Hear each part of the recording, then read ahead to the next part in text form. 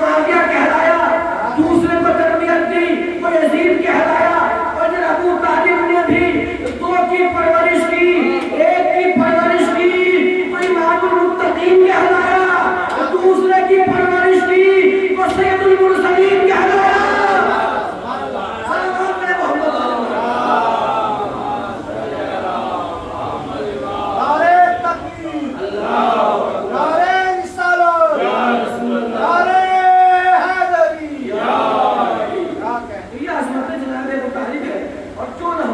دشمنی جناب ابو طالب سے نہیں ہے، دشمنی ہے ذکر علی سے، دشمنی ہے فضائل علی سے، دشمنی ہے کمالات علی سے، اس لیے کہ دنیا میں اللہ نے جو کمالات سرکار امیر علی ابن ابی طالب کو دیے ہیں وہ کسی کو نہیں دیے، اس لیے زمانہ ان کے خلاف ہوا۔ اب دیکھیں ایک بہت بڑا ظالم جس کا نام بسر ابن ارطار تھا، نام تھا بسر ابن ارطار، یہ اتنا بڑا دشمن علی تھا، اس قدر علی ابن ابی طالب سے اس کے دل میں بغض تھا کہ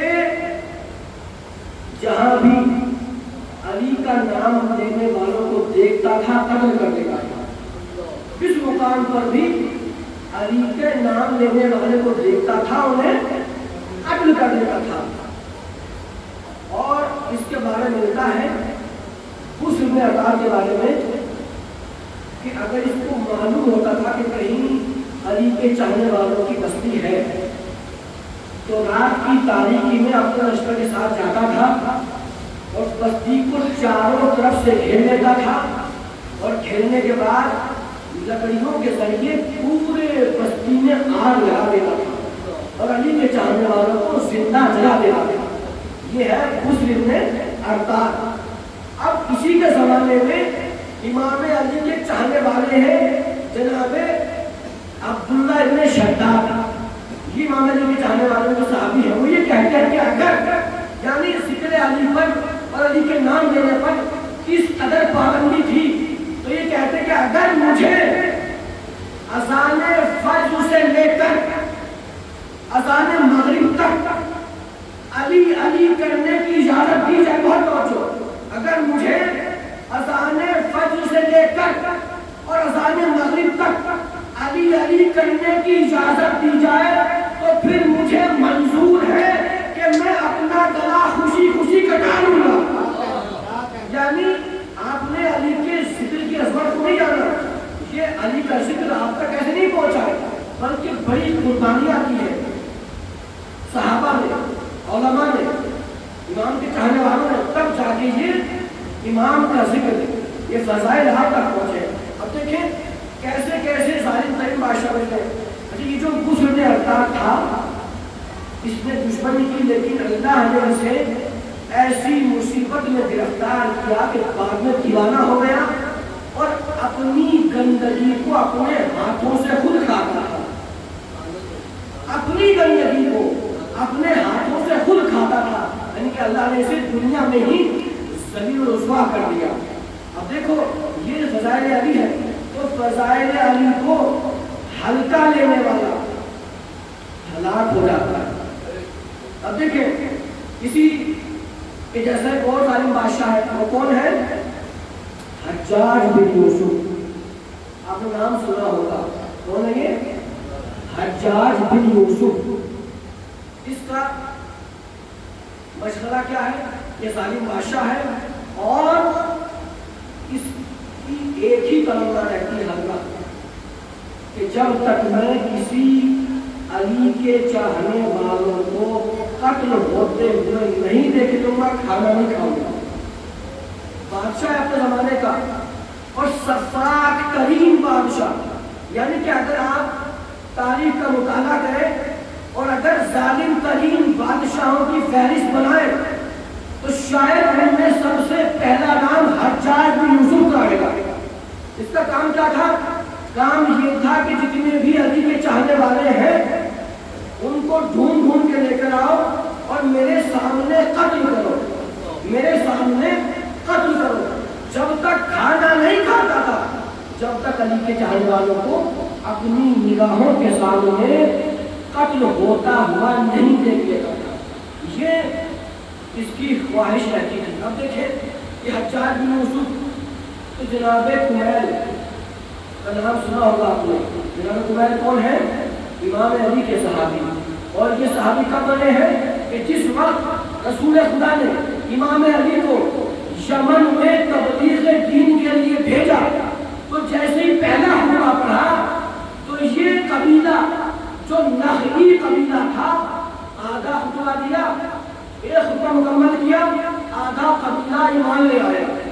امام نے نماز پڑھائی، اس کے بعد دوسرا خطبہ دیا تو پورا قبیلہ ایمان لے آیا۔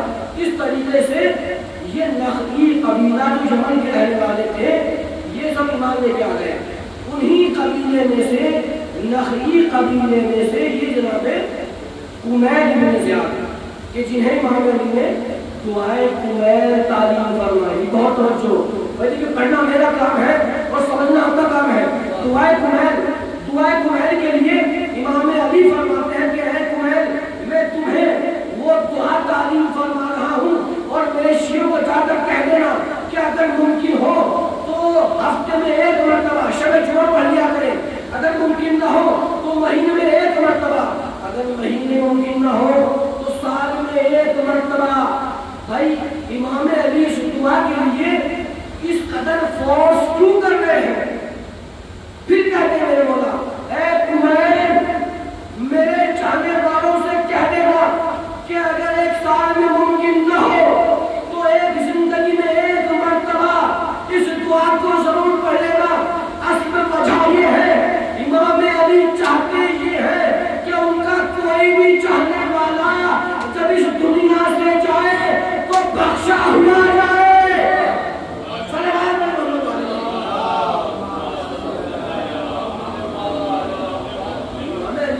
جب بھی کوئی دنیا سے جائے تو بخشا ہوا ہے۔ دعائے کمیل وہ دعا ہے جو پڑھتا ہے بندے کو اللہ سے قریب کرتی ہے، یہ وہ دعا ہے۔ اگر اس کو ترجمہ پڑھیں تو آپ کو لطف آئے گا۔ اب دیکھیں تو جناب کمیل کو حجاج بن یوسف نے گرفتار کر لیا، اور منظر کیا ہے کہ دربار سجا ہوا ہے، پورا دربار سجا ہوا ہے اور قتل پہ آمادہ ہے، قتل پہ آمادہ ہے۔ اور کہتا یہ ہے کہ اے کمیل اگر تم علی کو معاذ اللہ گالیاں دو، علی کی محبت دل سے نکال دو تو میں تمہیں آزاد کر دوں گا، میں تمہیں آزاد کر دوں گا۔ کمیل نے کہا اے حجاج پوری زندگی تو میں نے علی کی محبت میں گزار دی، اب یہ کیسے ممکن ہے کہ میرا آخری لمحات ہے میں علی کی مخالفت میں گزاروں؟ ایک نتیجہ آپ کو پہنچوں گا، ایک نتیجہ دینا ہے، اس کے بعد ختم ہوگا۔ تو جناب کمیل نے انکار کر دیا تو حجاج کہتا ہے تو پھر تم آمادہ قتل ہو جاؤ، قتل کے لیے آمادہ ہو جاؤ۔ تو کمیل نے جواب دیا اے حجاج جس دن سے میں نے علی کی محبت کو اپنے سینے میں ڈالا تھا اسی روز سے مجھے معلوم تھا کہ میں قتل کیا جاؤں گا۔ اور امام علی نے جناب کمیل کو ایک علم عطا کیا تھا کہ جسے علم بلایا والمنایا کہتے ہیں۔ یہ وہ علم تھا کہ آنے والی آفت اور بلاؤں سے پہلے جناب کمیل کو معلوم ہو جاتا تھا کہ کل زلزلہ آنے والا ہے، کل طوفان آنے والا ہے، کل آندھی آنے والی ہے۔ یہ جناب کمیل کو میرے آقا امام علی نے علم عطا کیا تھا۔ اب یہ کمیل ہے اور دربار سجا ہوا ہے، حجاج کہتا ہے کمیل تیار ہو جاؤ، اور جناب کمیل کے سامنے ان کی بیوی، ان کی زوجہ سامنے ہے۔ جناب کمیل کو ان کی زوجہ کے سامنے بڑے دربار میں قتل کر دیا، کمیل قتل ہو گئے۔ اس کے بعد ان کی زوجہ کی طرف یہ حجاج متوجہ ہوا اور کہتا ہے اے زوجہ کمیل تم نے دیکھا کہ کہ ہماری مخالفت کا انجام کیا ہوا اور علی کی محبت کا انجام کیا ہوا۔ اب اگر تم بھی قتل ہونے سے بچنا چاہتی ہو تو ماذاللہ علی کو گالیاں بکو، ماذاللہ علی کو گالیاں بکو۔ تو ان کی بیوی کہتی ہے کہ جہاں میرا شوہر گیا ہے میں بھی وہیں جانا چاہتی ہوں، بہت توجہ۔ اور اے حجاج مجھے قتل کرنے میں جلدی کر، بہت توجہ، نے غور نہیں کیا، اے حجاج مجھے قتل کرنے میں جلدی کر۔ بھائی دنیا کا دستور یہ ہے کہ جب کسی کو دبانا ہوتا ہے، ڈرانا ہوتا ہے، دھمکانا ہوتا ہے تو یا تو اس کو مال کے ذریعے پریشر میں لیتے ہیں، اس کا مال چھین لیتے ہیں، یا اس کو زخمی کرتے ہیں، اور سب سے آخری حربہ موت کا ڈر، کہ اس کے اندر موت کا ڈر پیدا کر دیا جائے تو یہ دب جائے گا، یہ پریشر میں آ جائے گا۔ ادھر حجاج کہتا ہے کہ اے زوجہ کمیل کہ دیکھو تمہارے شوہر کا انجام کیا ہوا، اور ادھر کہتی ہے زوجہ کمیل اے حجاج تو مجھے قتل کرنے میں جلدی کر، تو مجھے قتل کرنے میں جلدی کر۔ حجاج پوچھتا ہے کہ اے زوجہ کمیل تم جلدی کیوں چاہتی ہو کہ تمہیں قتل کر دیا جائے؟ اس مومنہ نے علی کی محبت پہ بھرا ہوا ایک تاریخی جملہ کہا کہ اے حجاج تو مجھے جلدی قتل کر دے، تو مجھے جلدی قتل کر دے، اس لیے کہ مجھے علی سے ملنا ہے۔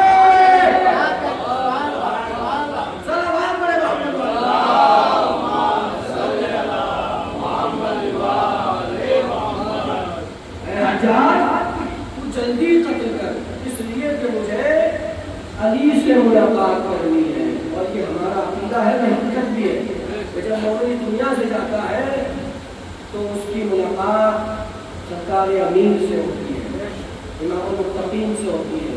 یہ دنیا آپ کے سامنے ہے، 60 سال 70 سال 80 سال، اصل حیات جو شروع ہوتی ہے وہ مرنے کے بعد ہوتی ہے۔ تو ہمیں اپنے آخرت کا انتظام کرنا ہے۔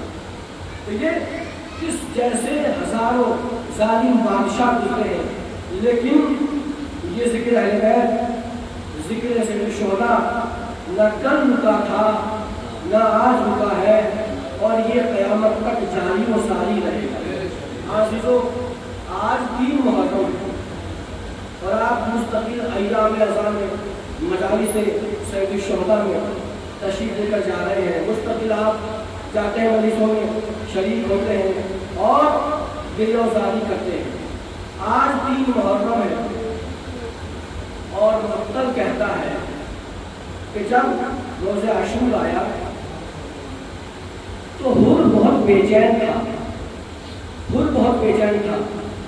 یہ حر وہ ہے جو ہمارے ہندو بھائی مجلس کے لیے بتانا چاہتا ہوں، یہ حر وہ ہے کہ جو یزید کے لشکر کا کمانڈر تھا، لیکن کربلا میں یہ جس دن مولا حسین شہید ہوئے 10 محرم کو، یہ یزید کا لشکر چھوڑ کر امام حسین کے قدموں میں جا ملا اور کہتا ہے کہ مولا مجھے معاف کر دے، میں آپ کے ساتھ شریک ہونا چاہتا ہوں۔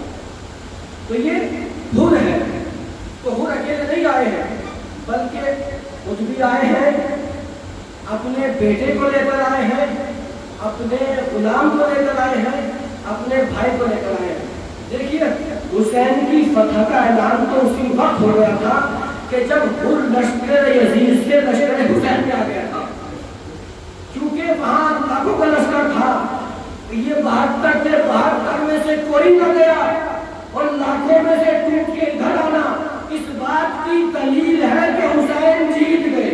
اب دیکھیں یہ حر ہے، حر نے امام حسین علیہ السلام کے سامنے پٹی آنکھوں پر ہے اور حر بہت شرمیلا ہے، یعنی اپنے اندر گلٹی فیل کر رہے ہیں، امام حسین سے نگاہ نہیں ملا پا رہے۔ تو امام حسین جو ماہر جو امام وقت ہوتا ہے وہ ماہر نفسیات بھی ہوتا ہے۔ امام نے حر کی حالت کو دیکھا تو سب سے پہلے حر کے بیٹے کو اجازت دی، سب سے پہلے حر کا بیٹا میدان میں گیا ہے اور لڑا ہے۔ کچھ دیر کے بعد حر کا بیٹا زخمی ہو کر زمین کربلا میں گرا اور شہید ہو گیا۔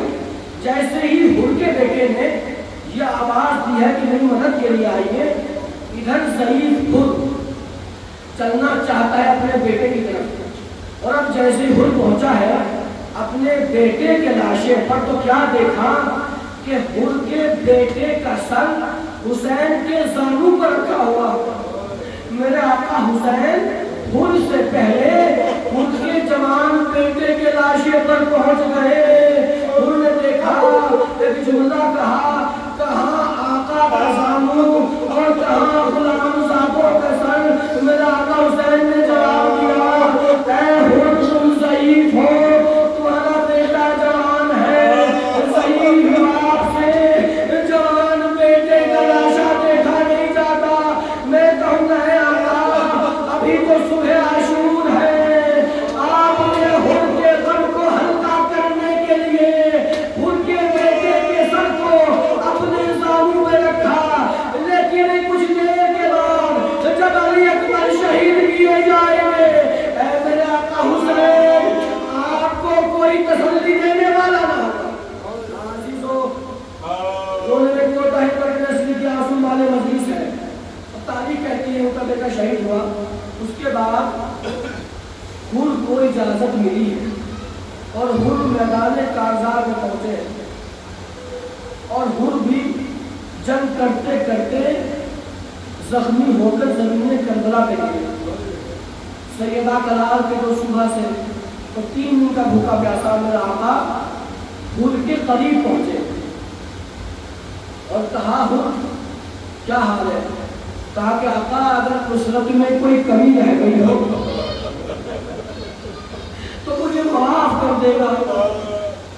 اس کے بعد حر کہتے کہ اے سیدہ کلال میں وہ شرمندہ ہوں۔ امام حسین نے کہا کہ حر کیا بات کرتا ہے؟ کہا کہ میں بہت شرمندہ ہوں۔ کہا کہ آقا جب آپ راستے میں تھے تو میں نے آپ کے لجام فرس پہ ہاتھ ڈالا تھا، مجھے اس کی بڑی شرمندگی ہے۔ میرے آقا حسین کہتے حر تو آزاد ہے اور تو شرمندہ نہ ہو۔ اس کے بعد میرے آقا حسین نے یہ حر وہ واحد شہید ہے کہ جسے امام حسین نے رخصتی سے پہلے یعنی شہادت سے پہلے انعام شہادت دے دیا۔ اور وہ کیا انعام تھا؟ یہ معمولی نام نہیں تھا کہ امام حسین نے دیکھا کہ حر کے ماتھے پہ ایک ایسا زخم لگا ہوا ہے کہ مستقل خون بہ رہا ہے۔ امام حسین نے اپنی اماں کا وہ سلا ہوا رومال حر کی پیشانی پہ باندھا۔ ہاں عزیزو، تو حر کو شہادت سے پہلے میرے آقا نے انعام دے دیا تھا۔ اب میں نے ختم کیا، چند فکرے ختم ہوا، سمجھ کے سنیے گا۔ تاریخ کہتی ہے کہ جب میرے مولا آقا حسین شہید کر دیے گئے تو ہمارے ساتھ جو لوگ کربلا گئے ہیں ان کو معلوم ہے، جو نہیں گئے ہیں ان کے بارے میں بتانا چاہتا ہوں کہ کربلا کے مولا حسین کا روزہ ہے۔ مولا حسین کے روزے سے 6 کلومیٹر کے فاصلے پر جناب حر کا روزہ ہے۔ کتنا فاصلہ ہے؟ 6 کلومیٹر کا فاصلہ ہے جناب حر مولا حسین کے روزے میں۔ آخر وجہ کیا ہے؟ جب میرے آقا حسین شہید کر دیے گئے ادھر بڑے سعد نے حکم دیا کہ گھوڑوں کی نال بندی کی جائے اور لاشوں کو پامال کیا جائے۔ اب جیسے لاشوں کو پامال کرنے کا اعلان ہوا تو حر کے قبیلے والے تلواروں کو نکال کر سامنے آ گئے اور کہنے لگے کہ ہمیں معلوم ہے کہ حر شہید کر دیے گئے، انہوں نے حسین پہ اپنی جان قربان کر دی ہے، لیکن ہم اپنے سردار کے لاشے کو پامال